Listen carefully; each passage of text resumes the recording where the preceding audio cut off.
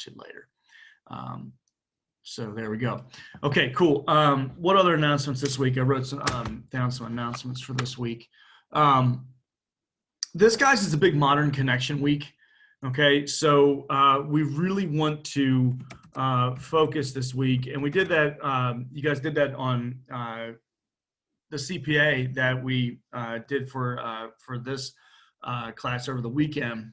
Most of us turned that in, and I read through many of them this morning, and had some really interesting modern connections that I hope that you guys would throw into the chat here in a minute. But this is going to be a big Modern Connection week to ancient Greece. And it's a really interesting situation that we deal with the ancient Greeks. All right. What from our society connects to them? What's odd to you? What are things that if you were able to hop into, the DeLorean with Doc Brown and Michael J. Fox and, hit the flux capacitor and go back to, the year 500 BC in Greece. Hopefully you guys know what I'm talking about. Have you guys seen Back to the Future? I'm kind of dating myself. All right. But it's a good movie. Yeah. I mean, what would be some things if you, if you were able to travel back in time to 500 BC in Greece, what would be things that would be bizarre to you? What would be things that you'd be like, oh, okay, I could kind of deal with that. I could kind of handle that. That's not too much different than what I'm used to in the year 2020. Those guys are some things. Yeah, it's good. You guys are throwing in some stuff from the movie. That's awesome. Great Scott. That's a good one. Yeah, man. That's a movie that kind of it amazingly retains itself in the year 2020. It's not. It doesn't get, some things don't hold up. Like the other night, believe me, I'm a big Friends fan, and I watched Friends all the time when I was in grade school, high school, but it's hard. Sometimes Friends doesn't hold up and same with Seinfeld. Like I was watching them and they're like, because it occurs to me well, just text them or pick your phone up and call them. And there was no cell phones. When those shows were made. So it's a really interesting dynamic of what shows can hold up and what are not able to. So with this Modern Connection week, all right, this is the big thing we want to talk about this week with the Greeks. All right, it's a big Modern Connection week. And that's going to bring us to our discussion topics today. And it's going to bring us to the thing that we're doing this week. Okay, so what is due this week, or what are we doing this week? This week, guys, we are working on, and I'll post it after class today. We're going to do forum post number 3, and that is going to be on modern connections that you can make to Greece. Remember, I'm starting to look through, like I said, getting the assessment out on our initial forum post. Remember, guys, to get that reply into a classmate, okay, to fully complete those assignments and those activities, okay, and hopefully more than one classmate to get some extra points there, and you'll see those flying out this week, okay? Just keep that in mind as we do our forum post number 3 this week on Greece and modern connections. So what kind of things are we going to do like modern connection wise? Well, the big thing I want to do, one of the big things that retains its modern relationship with the ancient Greeks are religious beliefs, Greek religious beliefs, all right? And also, we still deal with a lot of the Greek gods. And some of you probably even know a lot of the names of the Greek gods, even if you haven't taken Greek mythology. You've probably, run into and have an understanding of some of the Greek gods. How is that possible? How is that, how are we able to still recite and name and talk about and think about gods from a culture 2,500 years ago on the other side of the world? Why are those things? See, these are guys, these are hopefully questions that are starting to maybe occur to you as young adults. You know, what is it about these things that we're in the year 2020? We're such a, you know, technologically advanced civilization, but yet every so often, in various ways,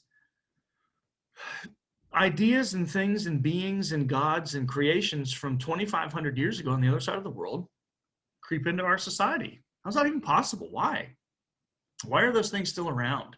Okay, so those are things that we want to talk about this week when we get into modern connections with specifically Greek religious beliefs and their gods. Okay, so what I'm going to do is with this forum post, I'm going to show you a collection of videos. Okay, we're going to look. I'm going to show you 4 video clips. Okay, that I'm going to send out in this post. Okay, and the video clips are going to deal with different representations, different modern representations of the Greek gods. Okay, and I'm going to get your reactions to them, what you think about it.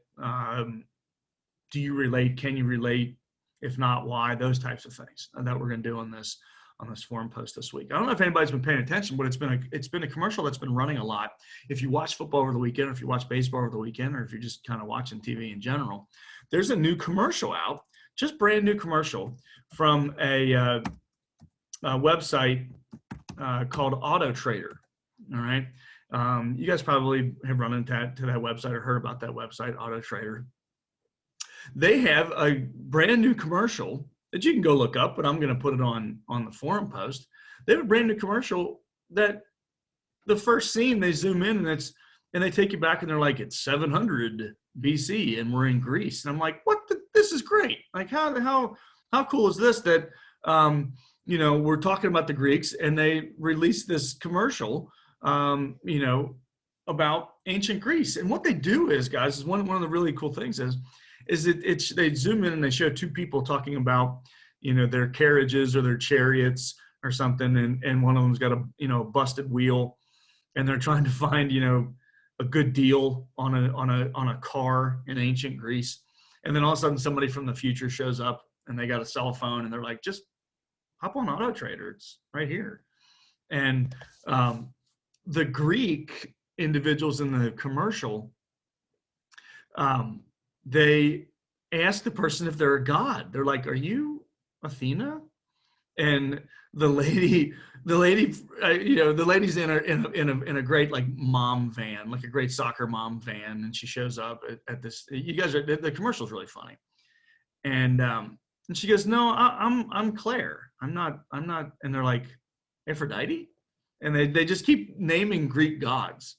And the lady keeps telling him, "No, I'm Claire. I'm not a god."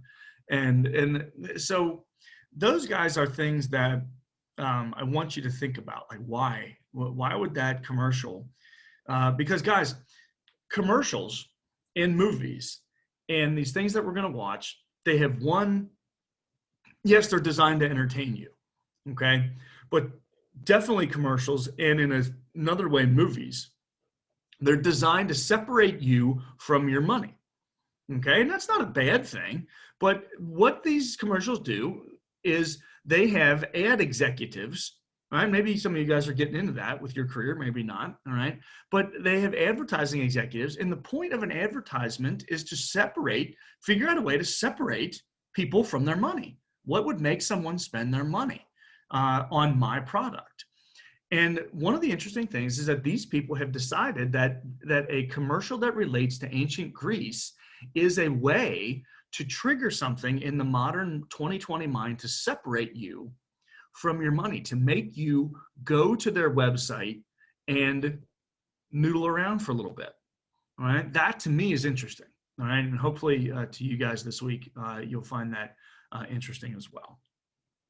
So the big thing that we're going to do is we're going to look at modern connections. Some other videos we'll look at, we'll talk about how they relate and what they relate to here in a minute when we go through a little bit of the notes. Tomorrow, keep checking Canvas. I will post tomorrow on Canvas we'll do 2 PowerPoints with Greece. All right, I'll post the first one on video walkthrough of the first part of our Greek PowerPoint experience. All right. and then we'll do another one next week when we close up with the Greeks. So be expecting sometime tomorrow, Wednesday, a video posted on Canvas where I walk through. I'll give you the downloadable notes as well, PowerPoint, but I'll do a video walkthrough for you as well. Are you guys finding those helpful at all? Should we keep doing those? I don't want to just, I feel like it's just bland and blah if I just be like, hey, here's the PowerPoint, enjoy. I think it's helpful, hopefully, walking through. Hopefully you guys are enjoying those. Good, getting some reactions in there. Good, thank you guys. All right, awesome. So that's what to expect this week from Canvas's perspective, from your perspective. We're working on, in that forum post, just to give you the date on that, forum post number 3, we'll have the whole week to work on that. And so you guys, forum post number 3 will be due on, September the 22nd at 11 a.m. All right, so that make sure that's in by next Tuesday, September the 22nd at 11 a.m. Okay, so you got the week to work on that forum post. Cool. All right, so first things first, let's see if some of you threw in some really cool modern connections on your CPAs for this morning about Greece, about that helpful video we put up from the Khan Academy, very influential and helpful website. If you guys want to look around on that website, very good one, certainly. So what are some modern connections? I mean, if you guys can feel free to unmute yourself or throw it into the chat, whatever you want to do. Let's talk about some things that you guys maybe picked up from going through that first part of our chapter's readings and maybe looking into other things that you found helpful.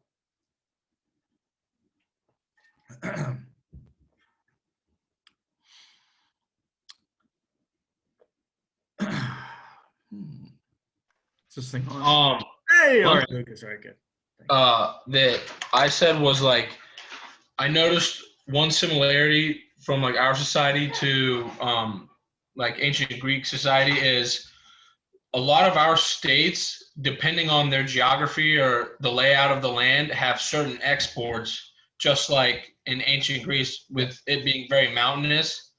Not a lot of city-states were able to export like crops or other sorts of things made off of the land. Yeah. And I saw that Athens had a large source of silver, and then that was one of their big exports. So yes. And that's how like today we have Florida has a lot of like tropical fruits they export because it's so hot there all the time. And then, yeah, that's awesome. I'm so glad that you pointed that out, all right, and brought it to everybody's attention today. I'm going to type in something here in the chat that is going to be a big part of our notes this week, and I want you guys to get it. Okay, diversity in geography equals diversity in cultures.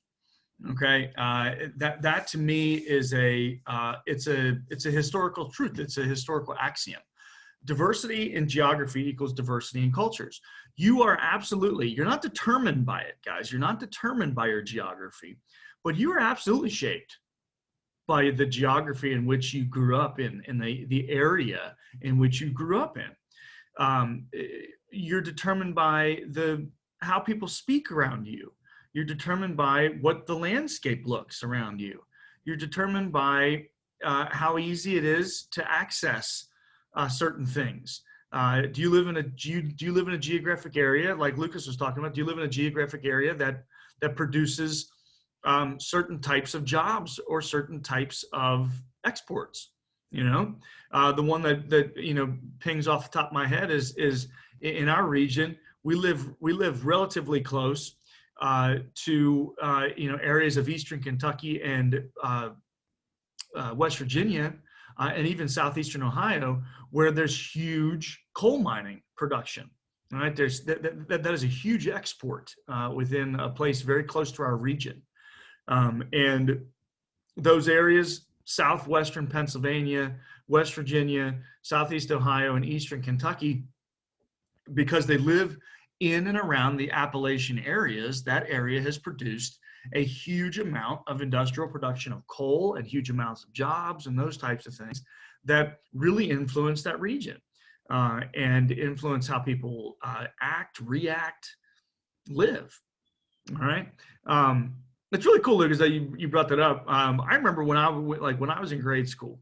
You guys maybe have had these books or something when you were in grade school, but my little grade school books, I remember looking at, they would show it was like a civics class, and they would show like a map of the United States. And on the United States map in your textbook, there would be like little images of things over this. And so instead of like the state names, they would have like over, Florida, for instance, it would just be a giant orange, and over the Pacific Northwest, it would be like a fish and or a lobster, and if they wanted to, and then right in the middle of the United States, they would have like giant stalks of wheat, and grain and those types of things. And then I always met this area, or like Detroit, like in Michigan, it would just be a giant car or a tire, and then in Texas there would be a giant oil derrick, the giant thing spouting oil up out of the ground. And that is a really cool modern relationship that certain areas in Greece produced different types of cultures because of the different type of geography. They simply produced different types of cultures. And guys, remember, I'm going to type this word into the chat, and we'll talk about this this week a lot. Greece has, because of its mountainous region, a lot of isolated areas. These cultures, guys, are not interacting with each other in a constant fashion. Okay, rather they're interacting with each other in organized, kind of sometimes scheduled ways, but very rarely are you going to haphazardly run into, a Spartan in Athens or run into a Corinthian in Sparta. Does that make sense? Like that's just not, that's not going to happen very much in ancient Greece. We're looking at a very, so what happens, guys, is you're going to see that each of these city-states that we're going to talk about, okay, they're going to be fiercely protective of their environments. They're going to be fiercely protective of their own cities. They're going to be fiercely protective of their own geographies, of their own crops. And if anybody gets near them, if anybody from any other city-state, or city-states tend to get bigger in Greece from time to time, we'll look at Sparta growing or Athens growing into larger city-states. As they begin to get larger and bump into the other city-states, the areas around the other city-states, their geographies, that tends to create warfare in Greece. That tends to tick off and make the other Greek city-states mad, because they're like, dude, get out of here. This is our region. Go away. You're over there. You're on that side of the mountain. We're on this side of the mountain. Go away.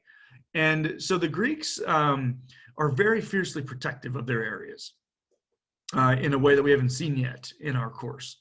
The Greeks are going to be, in many ways, constantly at war with one another. In ways that we aren't used to reading about yet. It's a great one. That's a great one.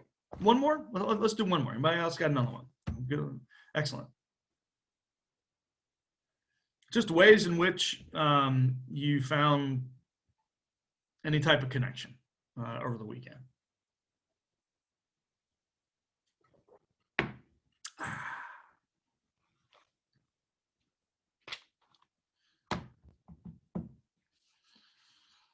Feel free to type it in or unmute yourself or do whatever you want.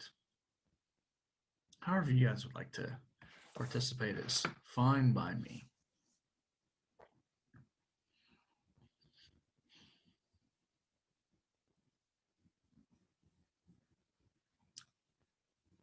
Hey, all right, good. You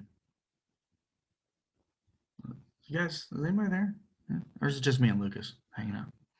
I see people. I see other people in there. You guys got like they got these cool like these like neck gaiters which you can use as masks. Have you guys seen these yet? That they got for at TM. These are really nice. You guys got to get yourselves some of these. These are much better than. I think they're more comfy than wearing, the mask. They're pretty cool. Well, maybe we can get some of those going. It's like show and tell. I know. All right. Dalton, what you got? Not really a modern connection, but I thought it was interesting when they said putting together Greek history is like putting together a puzzle with missing pieces. Okay, I like that. That's not bad, dude. I think that's an interesting point to make. That we got a big old problem.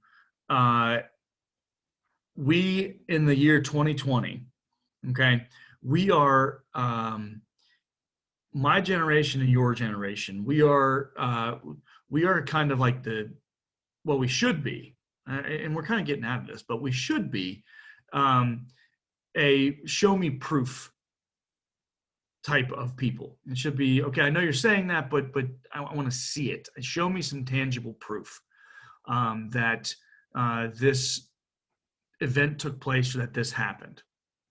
Okay. That's the problem though with ancient and classical cultures, and one that we deal with Greece, and it talked about it in the book and it talks about it on some of the videos, is today we're going to look at and talk briefly about one of the formative events in the founding of Greece. All cultures have founding experiences. Okay, the United States of America, we have a founding experience. We have a foundational experience of throughout the 1700s. We have the colonial experience of us tugging and pulling and trying to rip ourselves away from Mother Britain until we finally sort of sever it and fight a war. And then we have a foundational experience. A lot of cultures have those types of independence forming events. The Greeks have one, okay? And you read about it a little bit in your chapter, and we'll focus on it more today. The Greeks' foundational experience is called the Trojan War, okay? For some reason, the Greeks pinpoint this fight. Now, who are they fighting against? Oh, if you look at the map, and I'll share the map here in a minute on our screen. But if you're looking at the Greek map in your books and then in the PowerPoints that we'll be sending out, there was a city-state, an ancient city-state that existed to the northeast of Athens, to the northeast of what we're talking about with a lot of the Greek city-states. This place was called Troy. And they were kind of the big boys. They were kind of the bullies on the block, in and around. I'll just put this relatively, because we don't have a real kind of solid date on this experience, but I'll put this relatively, okay, guys, between like 1000 and 800 BCE, okay? Just like I said, I'm not a big date person, like give me the exact date, but just to give you guys kind of a sense of when this stuff is happening, okay? Now, this is interesting too, ladies and gents, because we're going to look at another foundational time period, all right? Because it is around the year 1000, all right? It is around the year 1000 BCE that some other things are going on in the Mediterranean, okay? Around 1000 BCE, that I'm going to type this into the chat here so you get it, in this thing in the Mediterranean world, okay? The year 1000 BCE, it's a big old important time period in the Mediterranean world. The big reason is that the superpower within the Mediterranean region that had existed for, 1800, 2000 years on the block was that culture that we just got finished with, okay? And those were the people known as the Egyptians, okay? The Egyptians around the year 1000, their culture their control of the region was falling apart. Why? It's a bunch of different reasons. Okay, and I don't want to go down that wormhole of why the Egyptians fell apart, but hopefully you guys can start to make a little some connections about when the Egyptians began to interact with other cultures and came to the understanding that Pharaoh was simply a king and not necessarily a god on earth. That goes a long way in wrecking a lot of Egyptian cultural beliefs. Okay, so the Egyptians around the year 1000 are kind of falling apart, and so other cultures begin to, in the Mediterranean, they begin to kind of vie for power. They begin to be like, okay, well, Egypt is falling apart, so it's time for me to take charge. And Troy was one of those cultures that was trying to push its weight around in the Mediterranean, kind of bully other people. And the Greek city-states of Athens and Sparta and Ithaca and all these places that we'll talk about, they're kind of pushing back against Troy. All right, and they're saying, we're not going to let you control us anymore. We're going to fight for our Greek independence against you. Okay, and so this foundational experience for the Greeks was this thing known as the Trojan War. All right, but back to Dalton's point, so we can close the loop on what Dalton was talking about here. Okay, it's hard to figure out what the heck happened because, guys, there aren't any there's no videos, there's no cell phones, there's no reporters, there's no pictures, there's nothing.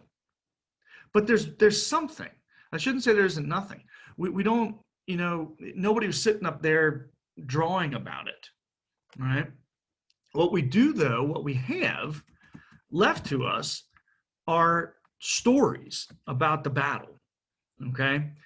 These stories were told at first from father to son, from mother to daughter, over the dinner table.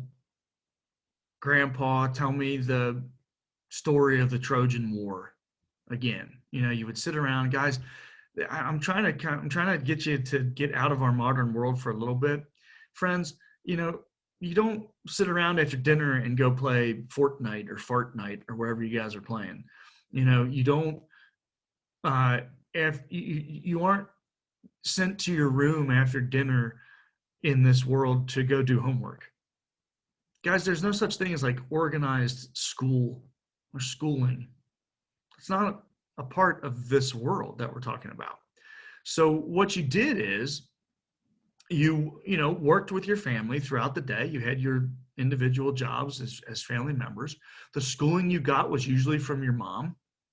Okay. You got some life lessons and things like that generally from dad. Okay, but any type of schooling you got, in terms of, learning, a language and those types of things, that was a communal, familial experience. Then at night, man, you sat around and you listened to people perform music. You listened to people tell stories. That's what you did at night. You sat around and you had Grandpa tell you the story of the Trojan War. Just like, we did this when we were little kids, man. At least I did. Hopefully you did too. You'd have mom or dad tell me the three bears and Goldilocks again, or tell me the story about these people, or maybe mom and dad read you a book at night. All right, and it's a simpler experience. It's a simpler time, and so your mind would wander and you would go off into imagination land and those types of things. That's what these cultures did. And these oral stories, guys, these oral stories were told over time until finally, all right, around the year 800, all right, they're written down, okay? These stories began to be written down finally, okay, because we have a Greek alphabet, all right? And they began to be written down, and we have an individual that it gets attributed to. Does anybody remember that from the reading or from the videos at all? Around 800, these stories began to be written down. The Greeks have a person that they attribute these stories to, even though we don't really know if this person existed. But the Greeks kind of say that we get the stories from this guy.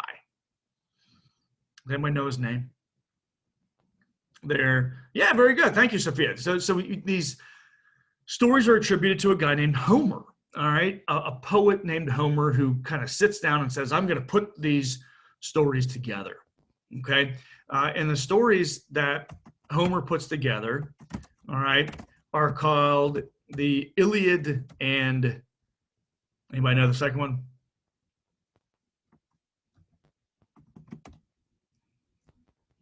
The Iliad is the first one. The Where you Odyssey. get very good. Yeah, look, excellent. The Iliad and the Odyssey. Okay, excellent. The Iliad and the Odyssey. And these guys, these are stories that had been told orally at the dinner table and after dinner for a couple hundred years by now. But finally, we get this historical experience.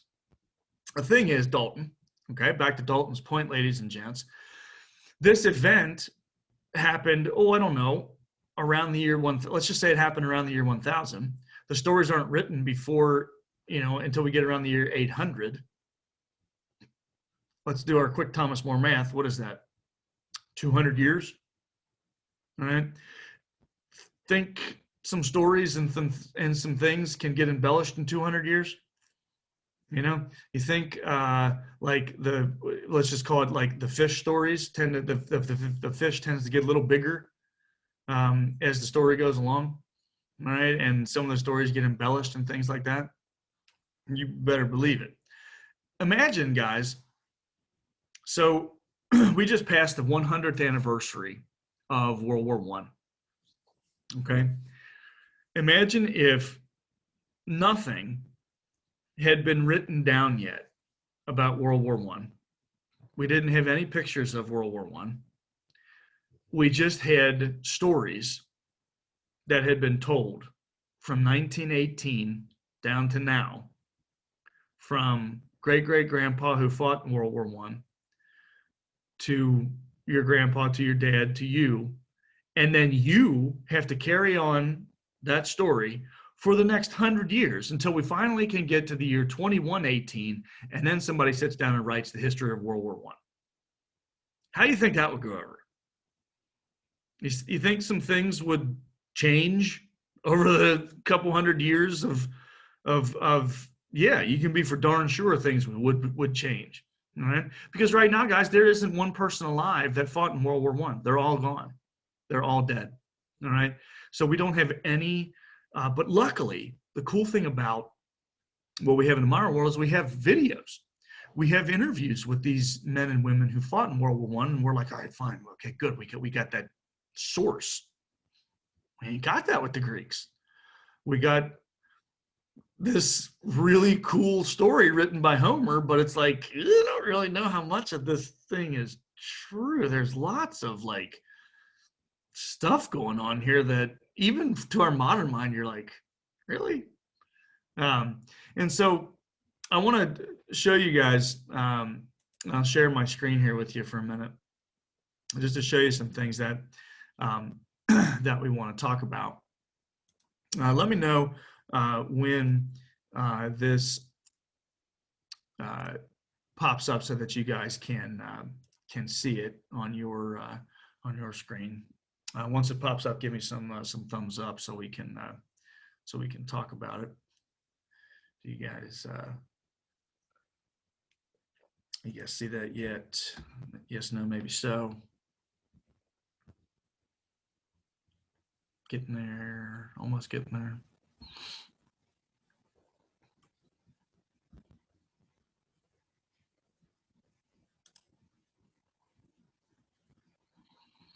Anybody see the Iliad, the Odyssey? Good. Okay. All right. I skipped ahead too far. All right. There we go. All right. Let's see here. Okay. Thanks. So, guys,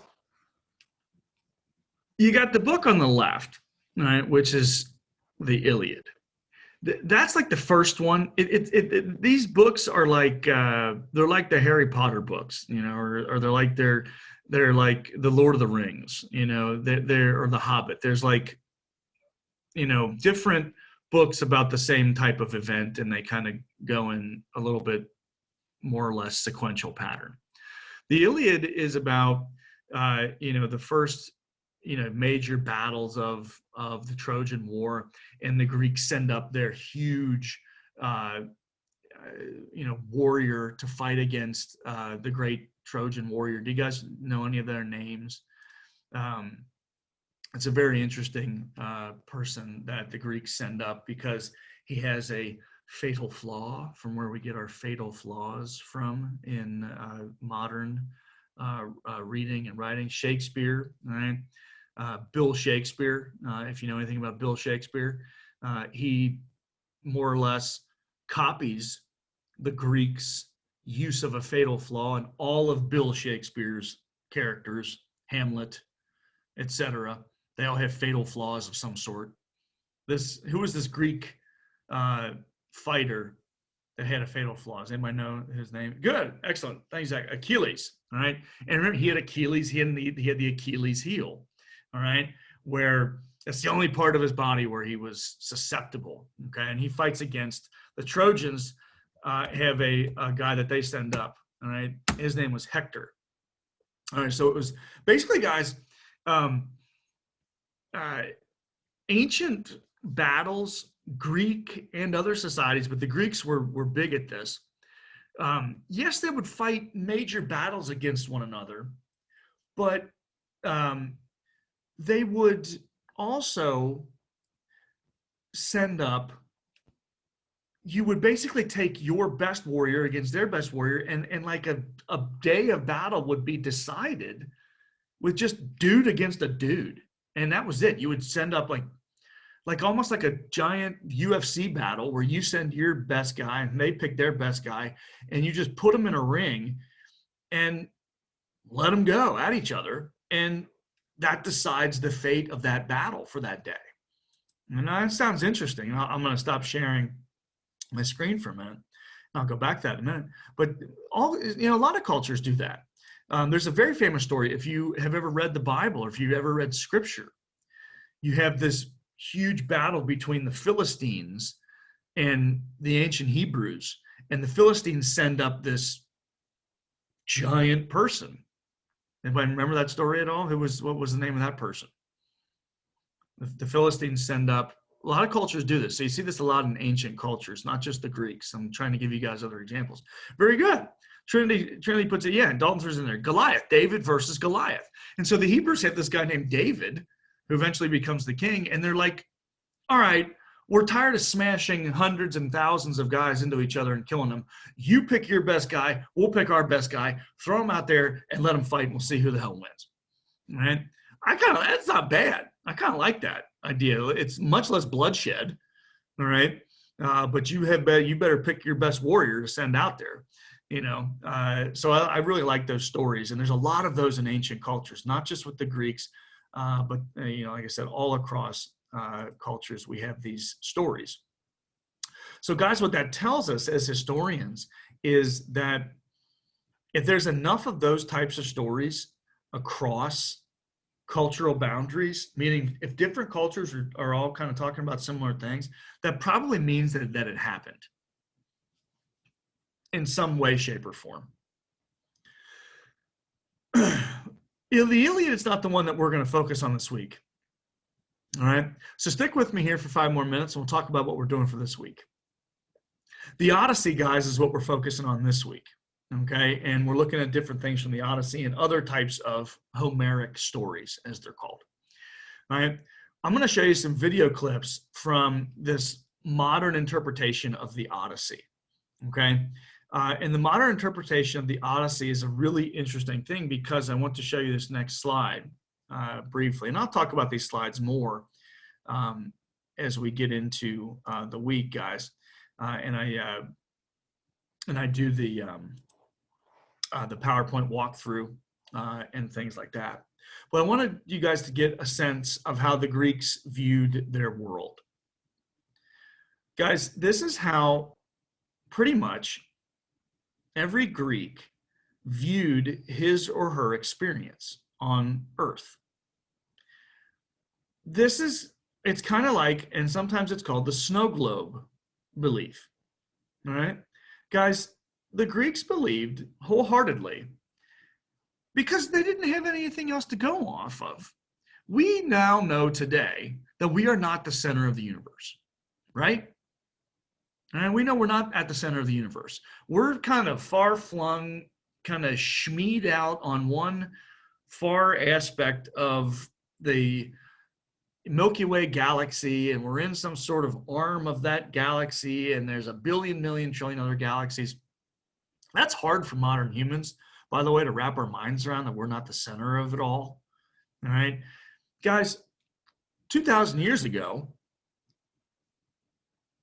the belief was, this is it, man. We're the center of it all. The gods interact with us. We're it. This earth, this human experience, this is it. It's like a snow globe.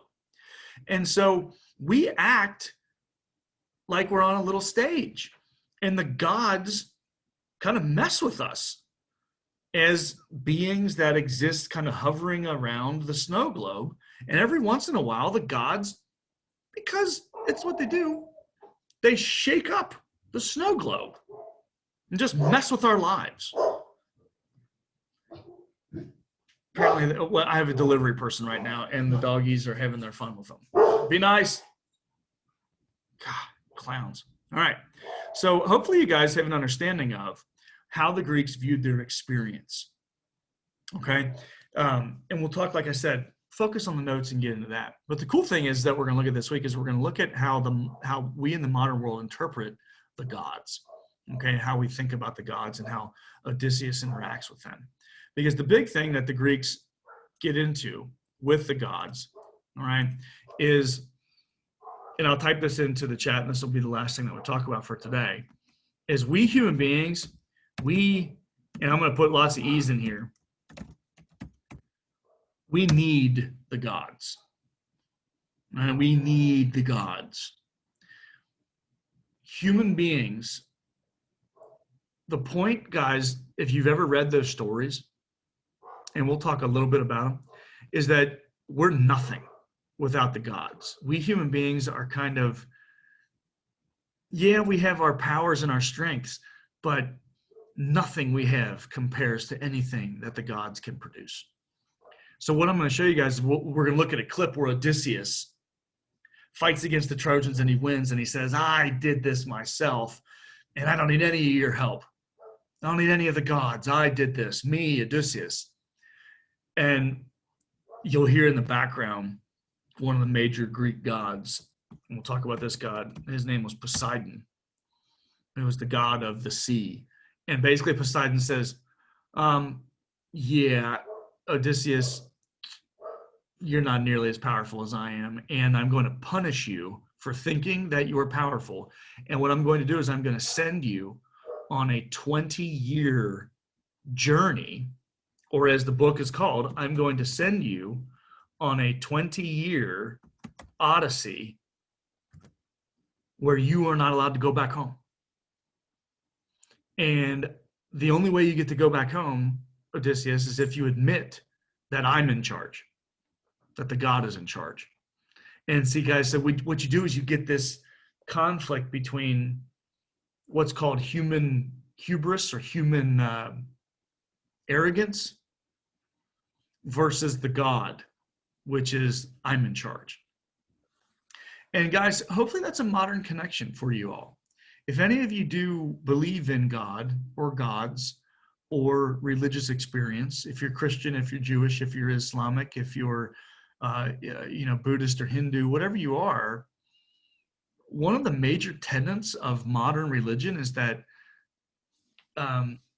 you're not in charge. Like, God's in charge, and you have to sort of pray to God for guidance and help. That's a Greek thing too, guys. That's something that you have in connection with these people from 2,000 years ago. And one of the cool stories about the Greeks is that anytime a human being starts to say, I'm stronger and I'm better than the gods, what tends to happen to those people is they get squished. They get knocked back down and told, you ain't in charge. We're in charge, the gods. All right. So guys, that's the big thing we want to do this week.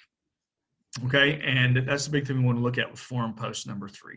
All right, we're going to watch some videos on that, and we're going to talk about that this week. All right, so what do we do for Thursday? Well, for Thursday, let's just bring our general experiences. Hopefully by Thursday, you'll have watched the videos that we posted and looked at some of the notes that we're looking at.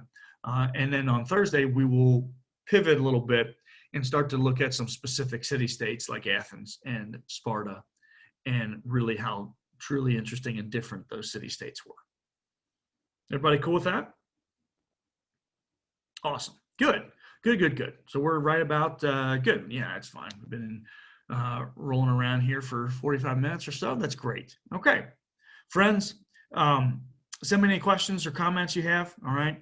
I'll get assessment and stuff out to you throughout this week. And I'll see you right back in here Thursday at 11 to talk about some things as we move along with Greece. Cool? All right. Good. All right, friends. Until then, I bid you happy reading and watching. Cheers.